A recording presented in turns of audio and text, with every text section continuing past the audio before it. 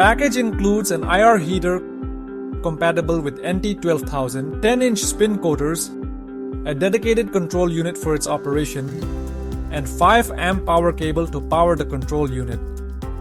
The IR heater module has two output cables. One is the heater power cable, which supplies power to IR heating element. The second is the temperature sensor cable, which is responsible for real-time temperature feedback. The PID controller is used to precisely control the IR heater temperature. The mode button or the square-shaped button is the PID controller is used to view the set temperature.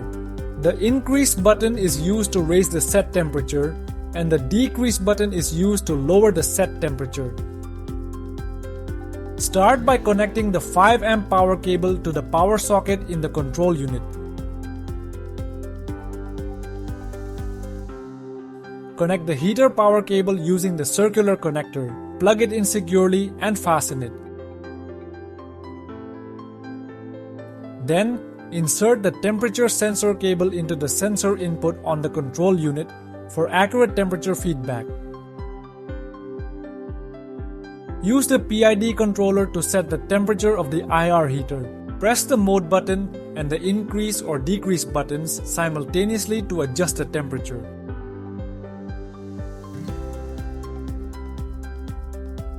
Once the temperature is set and stabilized, place the IR heater on top of the NT12000 10-inch spin coater. Align it properly by positioning it within the groove provided on the NT12000 10-inch spin coater.